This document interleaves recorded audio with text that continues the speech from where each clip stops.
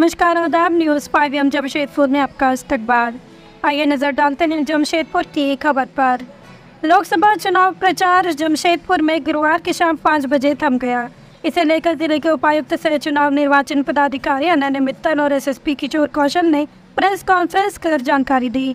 उन्होंने कहा कि 5 बजे के बाद किसी भी प्रकार का राजनीतिक गतिविधि एवं प्रचार नहीं होगा। वहीं बाहरी कार्यकर्ता और नेता शहर में प्रवेश नहीं करेंगे।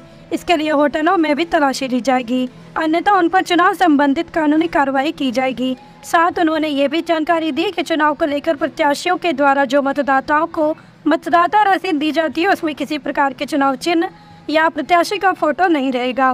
वहीं सुरक्षा को लेकर एसएसपी किशोर कौशल ने कहा कि सुरक्षा को लेकर व्यापक इंतजाम कर लिए गए हैं, अतिरिक्त सुरक्षा बल मंगाए गए हैं। वहीं पोलिंग बूथ में भी व्यापक पुलिस बल मौजूद रहेंगे।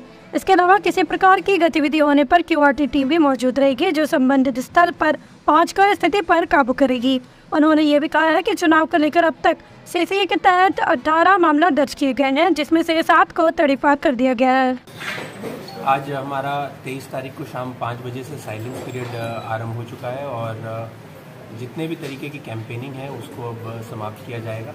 इसके अलावा हमारे कोई भी कैंडिडेट के जो भी राजनीतिक पर्सन्स या फिर कार्यकर्तागण जो भी बाहर से हमारे कॉन्स्टिट्यूंसी के बाहर से आए हैं, वो अब कॉन्स्टिट्यूंसी में उनका प्रवेश वर्जित किया जाएगा और साथ ही साथ ये भी चेक किया जाएगा कि कहीं पे भी लॉजेस में, गेस्ट हाउसेज में या फिर होटल्स में उनकी उपस्थिति ना हो। इसके साथ साथ लाउडस्पीकर इत्यादि सभी वर्जित रहेंगे और अभी से हमारा ड्राई डे भी घोषित किया जाएगा, जो कि 25 तारीख तक चलेगा।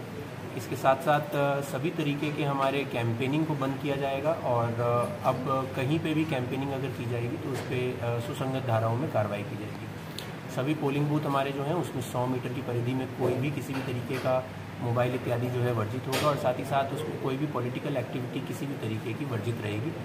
वोटर स्लिप्स जो भी पॉलिटिकल पार्टीज़ के द्वारा डिस्ट्रीब्यूट करी जाती है वो कम्प्लीटली प्लेन रहेगी। उसमें कोई भी पॉलिटिकल कैंडिडेट का फेस या फिर चुनाव चिन्ह इत्यादि या फिर कैंडिडेट का नाम उसमें लिखना जो है वो सुसंगत धाराओं के अंतर्गत हमारा जो है वो कार्रवाई जो है वो करेगा, अट्रैक्ट करेगा। सर अपराधी मामला जो सर उसके बारे में थोड़ा बताइए प्लीज। अभी तक हमारे यहाँ 3 मामले आए हैं जो कि एमसीसी वायलेशन के आए हैं और उन पे सुसंगत धाराओं में एफआईआर भी करी गई है और निरंतर हमारी टीम्स जो हैं वो एक्टिवेटेड हैं, चाहे वो एसएसटी हो, एफएसटी हो, साथ ही सेक्टर मजिस्ट्रेट्स भी हमारे एक्टिवेट हो चुके हैं।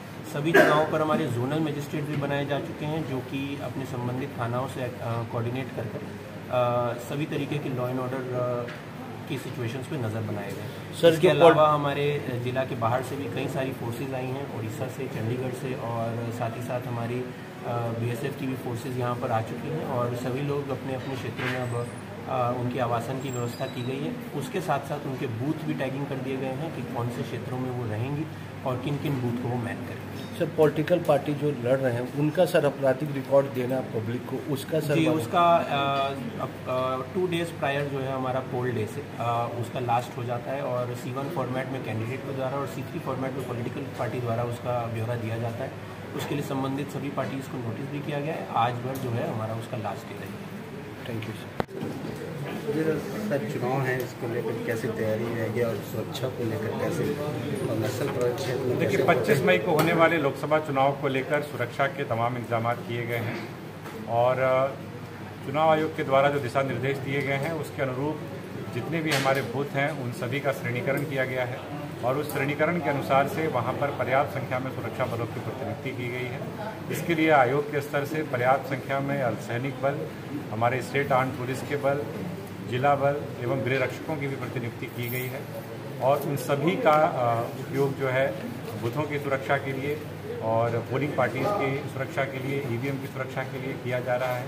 इसके अतिरिक्त अगर हम सुदूरवर्ती क्षेत्रों की बात करें, खासतौर पर उन क्षेत्रों की जहां जो कि उग्रवाद प्रभावित रहे हैं, उन सभी क्षेत्रों को लेकर विशेष रणनीति बनाई गई है जहां पर कि पर्याप्त संख्या में डिप्लॉयमेंट तो किया ही गया है।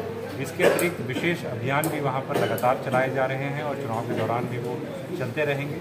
जो हमारे पड़ोस के ज़िले हैं, जो बंगाल के 2 ज़िले हैं, उड़ीसा का एक ज़िला है और अपने राज्य का भी एक ज़िला जिससे हमारी सीमा सटती है, उन जिलों के साथ भी समन्वय किया गया है और कोऑर्डिनेशन के साथ उन जगहों पर भी चुनाव इसी तारीख को होने हैं, तो उसको लेकर के भी एक साझा एक तरीके से कह सकते हैं रणनीति बनाई गई है। इसके अलावा किसी भी प्रकार की एक्सीजेंसी में तुरंत हमारी पार्टी वहाँ रश कर सके, इसके लिए क्यूआरटीज बनाई गई हैं, जो कि सभी थानों को एक एक क्यूआरटी, सभी डीवाईएसपीज को एक एक क्यूआरटी दी गई है।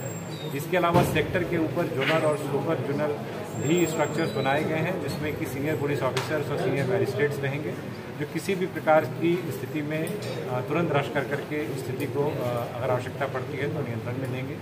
इसके अलावा हम लोगों ने यह भी सुनिश्चित किया है कि लगातार औचक निरीक्षण सीनियर लेवल से बूथों का होता रहे, पोलिंग स्टेशन लोकेशंस का होता रहे, जिससे कि स्वतंत्र, निष्पक्ष और बिल्कुल सुरक्षित माहौल में चुनाव संपन्न हो सके। सर, अभी तक कितने तरीपार के मामले आए हैं? टोटल हम लोगों ने सीसीए के अंतर्गत 18 अपराधकर्मियों के विरुद्ध कार्रवाई की है, जिसमें हम लोगों ने 7 के विरुद्ध तड़ीपारी की। सुनो, अंधेरा हो चुका है, रात को जला लो लाइटर, क्योंकि मच्छरों से लड़ने के लिए बनना पड़ेगा फाइटर।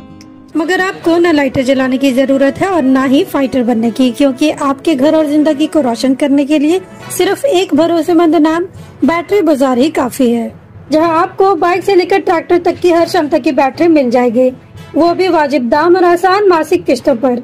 चाहे आप किसी भी ब्रांड की बैटरी या इन्वर्टर चाहते हो, बैटरी बाजार आपकी जरूरत पूरी करेगा। साथ ही दमदार same day on spot home available service के साथ अवेलेबिलिटी ऑफ स्टाफ प्रोवाइड करते हैं, ताकि आपका एक लम्हा भी अंधेरे में ना गुजरे।